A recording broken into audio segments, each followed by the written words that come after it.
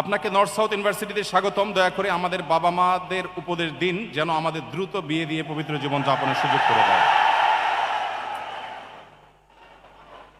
খুব কমন প্রশ্ন, এবং এটা অলমোস্ট সকল অনুষ্ঠানে সকল প্রোগ্রামে আমাদের তরুণদের এই প্রশ্ন থাকে। এখানে অনেক বাবা মা আছেন, আমি জানি অভিভাবকরা আজকে আহত হয়েছেন এবং এই প্রোগ্রামে অংশগ্রহণ করেছেন।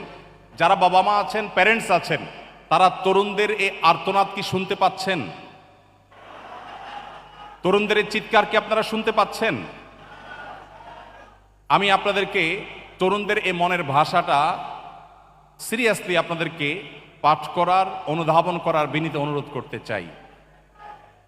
আপনারা অনেকে জেনে থাকবেন, আমাদের নবী করিম সাল্লাল্লাহু আলাইহি ওয়াসাল্লাম বলেছেন, তোমার সন্তানের জন্য যদি উপযুক্ত পাত্র খুঁজে পাও, উপযুক্ত পাত্রী খুঁজে পাও, উপযুক্ত জীবনসঙ্গী খুঁজে পাও, তাহলে তাদেরকে বিয়ে দিতে বিলম্ব করবে না। যদি করো তাহলে পৃথিবীতে ফ্যাসাদ এবং ব্যত্যয় সৃষ্টি হবে, বিশৃঙ্খল হবে, পৃথিবী তার যে গতি সেটা হারিয়ে ফেলবে।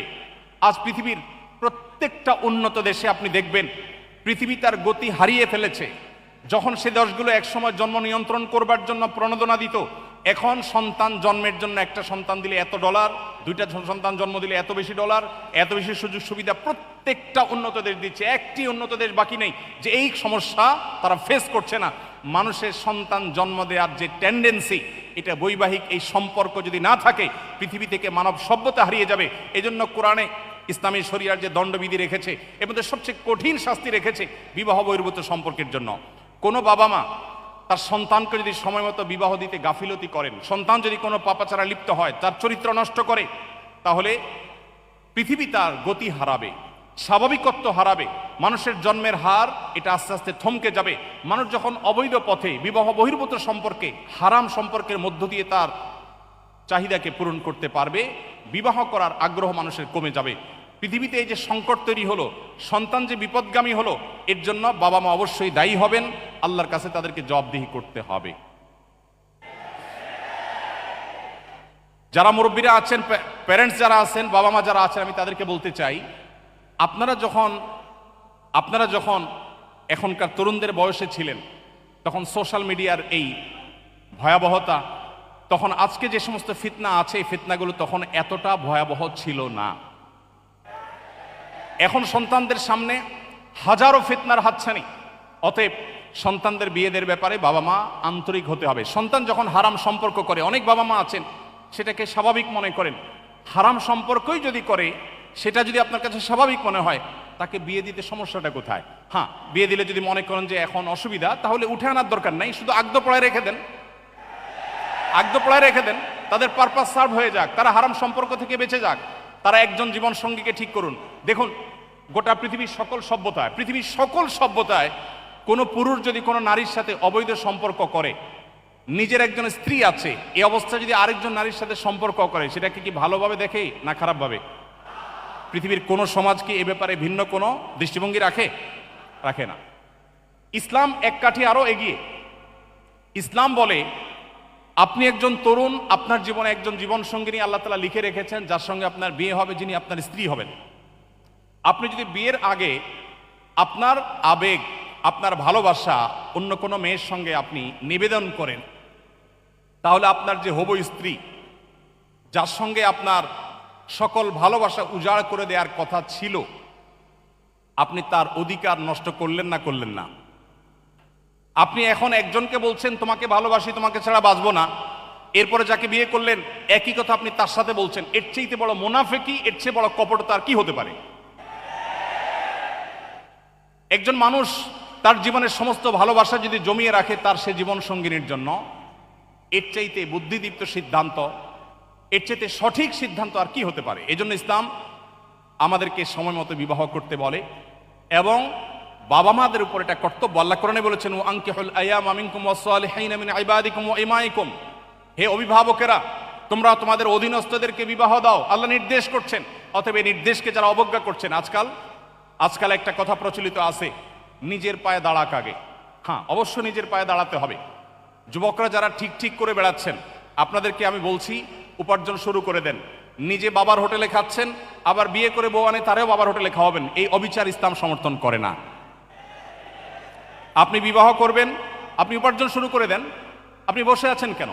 ছাত্র জীবনে উপার্জন করা যায়। আমি ছাত্র জীবনে উপার্জন শুরু করেছি এবং একদিকে পড়াশোনা করতাম, অপরদিকে বাবার ফ্যামিলিতে সাপোর্ট দিতাম। আমাদের তরুণদের বড় অংশ তারা বসে বসে আড্ডা মেরে খেয়ে অভ্যস্ত, তারা কাজ করতে চায় না, শুধু হুজুরের কাছে চিরকুট লিখে দিবে, প্রশ্ন লিখে দিবে, হুজুর আব্বাকে বলেন বিয়ে করে দেখ। আপনার বাবা আপনাকে বিয়ে করে দিবে, কিন্তু বিয়ে করার জন্য আপনার স্ত্রীর মিনিমাম খরচ মহরের টাকা আপনাকে জোগাড় করতে হবে। চেষ্টা করবো তো ইনশাআল্লাহ? হারাম রিলেশনকে না করবো তো ইনশাআল্লাহ? ভাইরা আমার, আমরা সবাই জানি হারামে আরাম নাই, না আছে?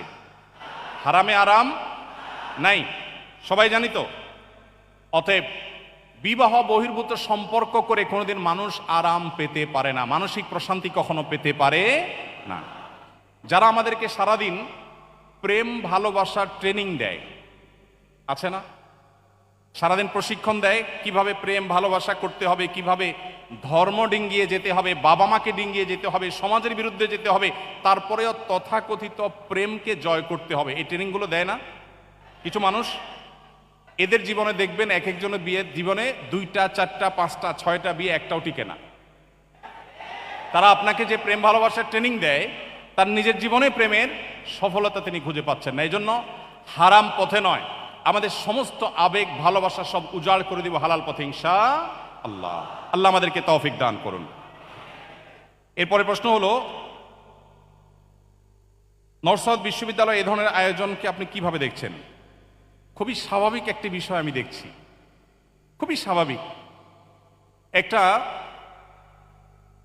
মুসলিম অধ্যুষিত দেশে একটা বিশ্ববিদ্যালয়ে দ্বীনি আয়োজন হবে, বিষয়টা কি স্বাভাবিক না অস্বাভাবিক?